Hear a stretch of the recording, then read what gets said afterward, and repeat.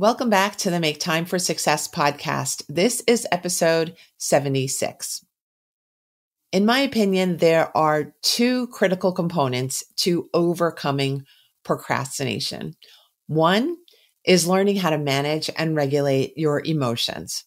The other is knowing how to manage your time and your time usage really well. Today's episode is a deep dive into how to manage your time and your time usage better.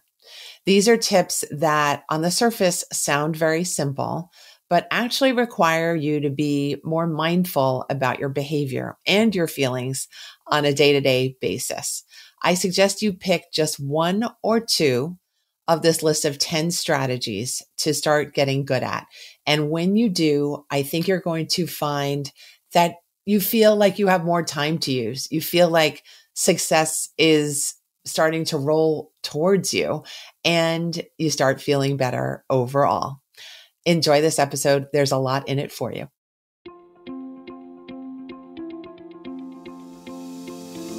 Hi, I'm Dr. Christine Lee, and I'm a psychologist and a procrastination coach. I've helped thousands of people move past procrastination and overwhelm so they could begin working to their potential. In this podcast, you're going to learn powerful strategies for getting your mind, body, and energy to work together so that you can focus on what's really important and accomplish the goals you want to achieve. When you start living within your full power, you're going to see how being productive can be easy and how you can create success on demand. Welcome to the Make Time for Success podcast. Hi there, it's Dr. Christine Lee, and today I'm going to share 10 amazing secrets of people who manage their time successfully. And just before I pressed record on this one, I thought to myself, are you being completely hypocritical, Christine? And by that, I mean, do I really know what I'm offering you? Do I really know how to manage my own time successfully? And part of me wants to say totally yes. And another part of me really has some questions about that, but I'm going to go ahead with this list anyway. These are tips that really have helped me to improve my time management game dramatically. I know that that is a fact, and I hope that this list really helps you to take a look at how you're using your time, how you're expecting your day to run, and how you're getting things done. All right, let's get going. The first tip that I have for you is number one, time is valued. And by that, I mean time is valued as one of the highest, most treasured assets that you can have. That means that you are thoughtful about how you use your time. That means you don't let people steal your time. That means you don't squander your time. And this may seem like an obvious tip, but I think so often we get distracted. We lose sight of the fact that we're losing hours and hours in each day sometimes because of these distractions, because of worries in our heads. And I think it is important for me to put this tip as number one. Value your time as if it is the most valuable thing that you have. And I think that starting point is going to help you to use your time much more carefully, wisely, and successfully. All right, tip number two. Time waste is something to be guarded against. This obviously is very connected to tip number one, that time is valuable. When we put into play safeguards on our time, we end up feeling like we have so much more room in our heart, in our chest, in our schedule to be ourselves, to get the extra work done, to explore new hobbies and relationships and things we just want to do. Without being careful about how we're using our time, time tends to dribble away. We tend to fritter it away because it's not spoken for, because we haven't thought about how we really want our time to be used. So we really want to start practicing being good stewards of our time. Get that planner. there's so many different varieties these days. You get a digital one, get an analog one. I tend to prefer writing things down because I feel like it's a commitment to my time use. And I take my planning very seriously these days. So if you're not used to planning your time hour by hour, I suggest you try to do that. You'll find that you might have more time than you thought you did. And that might be a blessing. All right. Tip number 3, boundaries are known, respected, and kept. What do I mean by this? I mean boundaries between you and other people. And by boundaries, I mean that invisible line that sometimes shifts that describes what you are willing to do and what you're not willing to do, and what other people are able and willing to do and not able or willing to do with you. Sometimes we waste a lot of time by assuming we can change other people. We can use them for our own benefit. We can persuade them into doing things, but that ends up actually draining our energy and costing us a lot of time. So my recommendation is, instead of looking to other people to help you sort out things, to cooperate with you, to collaborate with you, I want you to concentrate on your own skill set. What can you do to push your projects forward? What can you do to learn more, to relax more, to manage your time better? Basically focus on your own sphere of influence. Basically concentrate on your own list of projects and get those handled before you start to interact with other people and get involved in how other people are spending their time. That is for, I think, when you've got your own stuff already handled. I hope this is clear, because boundaries can get really murky. We can get really connected with other people's business. We can get swamped by the needs of other people, the requests of other people. And I think people who know how to use their time successfully are very good at knowing when to get involved with other people and when to steer clear of entanglements with other people's needs. All right. 4th tip is that willpower is something that we need to pay attention to. What is willpower? Willpower is that store of energy that helps us to get things done over the course of a single day. Willpower is a limited resource, and it's a resource that we start off with in the morning with a full tank of willpower. And then as the day moves on, our willpower gradually declines until it's relatively low. And people who know how to run their time successfully are very mindful about how they're using their willpower. So when we are surfing on social media, that's using a bit of our willpower, because we're having to read and process every meme, every dance routine, every comment that we see on Instagram or TikTok. It might feel entertaining, and it is, but it's also managing to gradually drain our willpower. So if you're wanting to manage your time more successfully and preserve your time, you want to decide for yourself, what are the best ways for me to deploy and use my willpower?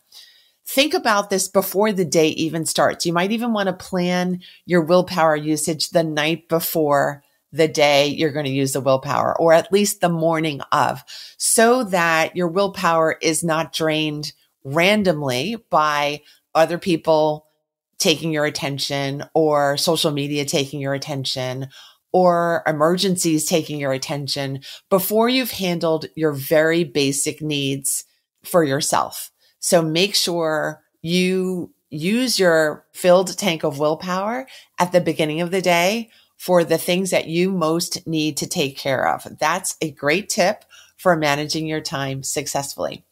All right. Tip number 5, plan around your energy peaks and your energy valleys. What are our energy peaks and our energy valleys?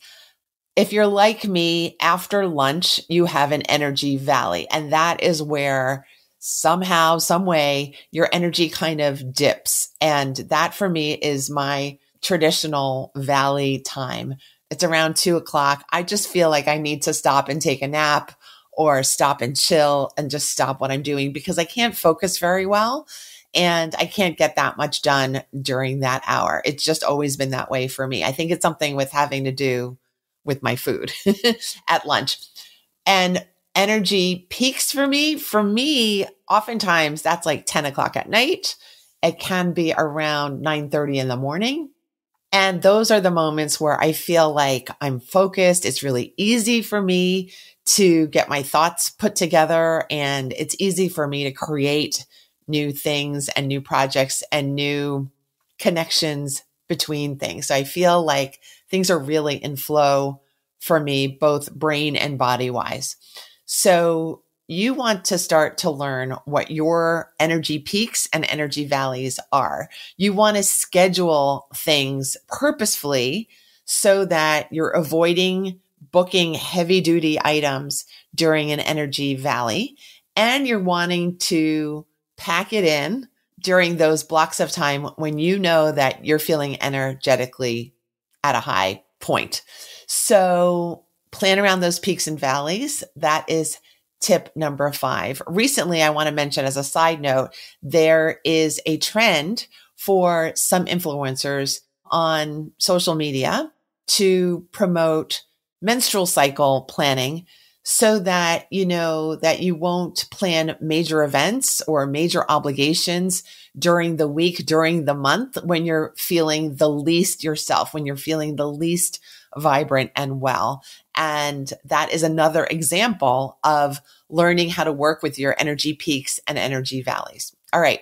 Tip number 6, know when to push and know when to pull. Now, what do I mean by that? I think people who know how to use their time successfully know when it's worth it to really invest all their energy, their time, and their effort. And that's what I'm calling pushing right now. When it's time to go all in and just say, all right, this is my moment. This is my shot. This is going well. Let me add fuel to the fire.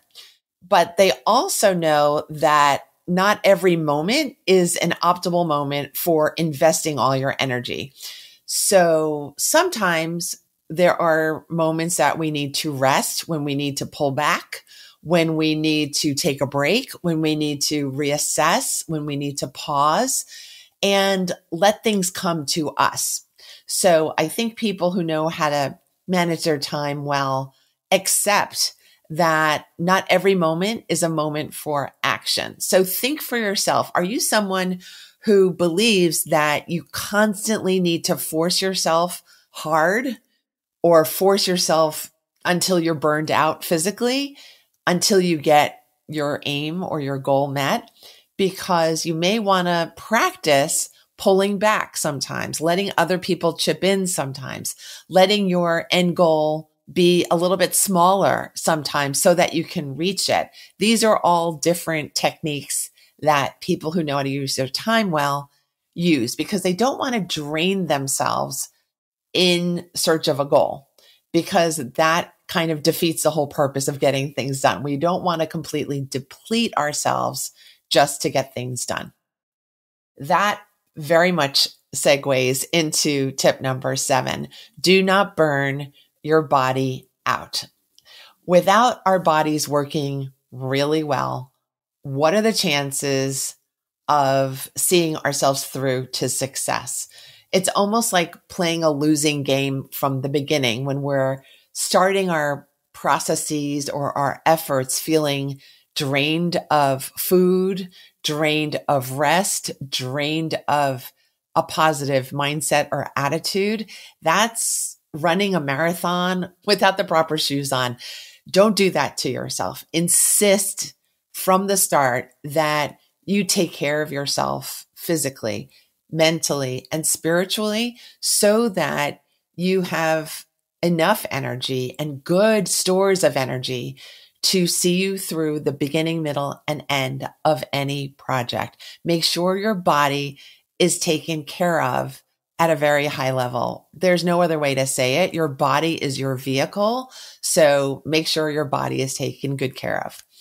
Up next is tip number 8. You're doing really well. Thanks for hanging in here with me. Tip number 8 is decision making is seen as an important and powerful tool. Instead of spending our time waffling and hemming and hawing and freaking out about our decisions, let's learn to make our decisions and take the chances that we have to take when we make a decision. By definition, when we make a decision, we are cutting things into two separate options. One is the way that we're going to choose, and the other is the way that we're going to abandon. So there's that feeling of risk involved when we're making decisions, even easy ones. But let's not waste our time preparing for those decisions when we already know in our heart of hearts or in our minds which way we want to try. So if you tend to be someone who obsesses about your decisions and you're afraid to make decisions, I want to encourage you to shorten that amount of time that you typically take or you typically allow to move past you before you make a decision. Make that decision boldly and courageously, knowing that you're going to have to face the outcome of your decision, no matter how long you take to make that decision. So you might as well save your precious time at the beginning. Make your decisions as quickly as you can. Trust your gut, trust your process of making your decisions, and then handle the outcomes of those decisions. It's a smooth process, much like beginning, middle, end. When you get used to trusting yourself and your decisions, I think you'll end up finding that you'll be able to make those decisions more quickly, and you'll end up having a lot of leftover time to use in your own way once you've managed that new habit. Don't frustrate yourself by staying stuck ahead of decisions. Allow yourself to move away from that feeling of being stuck very quickly. Tip number 9 is know how to use the tiniest bit of time with purpose.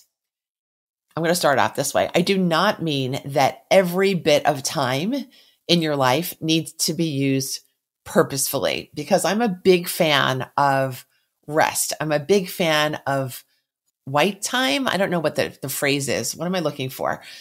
Blank space in your calendar. Let's just put it that way. So I don't mean that you have to get really nitpicky about how you use every minute. What I do mean is that I would love for you to learn how to grab a minute or two from any piece of your day so that you can use it if you need it. So that's in a book called Procrastination. I learned that it was called the Swiss cheese method. You're able to carve out time whenever you need it. It's those holes in the Swiss cheese that you think, oh, maybe that's not enough time for me to do anything. But people who know how to use their time successfully know how to grab a minute or two and get that email written or get that decision made or get that extra meal prepped. It only takes a few minutes. So start to look for those opportunities of time in your day. They're sitting there just waiting for you to take advantage of them. And sometimes we just let them go. So treat your time as if it's valuable and get those Swiss cheese moments to work for you instead of that just being blank time drifting away. Finally, we have tip number 10. It may be the most important tip about learning how to use your time more successfully. And that is understand that everything is going to be okay. I really do think that the main reason we procrastinate and we let time move away from us is because we don't think that things are going to go well for us. We don't believe that things are going to be okay. So let's decide once and for all that really things will be okay when we show up for ourselves, when we protect our time, when we protect our boundaries, when we conserve our energy and we use it well, and when we make decisions boldly in our best interests, despite not knowing exactly how our outcomes will fall. When you make it a habit to use your time well, the results are going to support you and your wishes extraordinarily well. Your time use is correlated to your successful outcomes. I really do believe that. I found that in my own life. It's been one of the biggest, most important and wonderful lessons of my entire life. And I hope you find this lesson for yourself soon if you haven't already. I hope this episode and the tips that I shared in it will inspire you to take a bit more care to manage your time and to be kind to yourself more as the days move on. Let me know through a DM in Instagram. I'm at Procrastination Coach on Instagram. What tip inspired you the most in this episode? And if you love this episode, please leave a 5-star rating and review for the podcast. It will help the podcast to reach more listeners and it will warm my heart. I love reading the beautiful reviews that listeners have sent in the past. I want to wish you well. Go for the success. You are meant for success and make sure you make time for it too. I'll see you next week when the next episode drops on Thursday. Take care. Thank you for listening to this episode of the Make Time for Success podcast. If you enjoyed what you've heard, you can subscribe to make sure you get notified of upcoming episodes. You can also visit our website, maketimeforsuccesspodcast.com, for past episodes, show notes, and all the resources we mention on the show. Feel free to connect with me over on Instagram too. You can find me there under the name Procrastination Coach. Send me a DM and let me know what your thoughts are about the episodes you've been listening to. And let me know any topics that you might like me to talk about on the show. I'd love to hear all about how you're making time for success. Talk to you soon.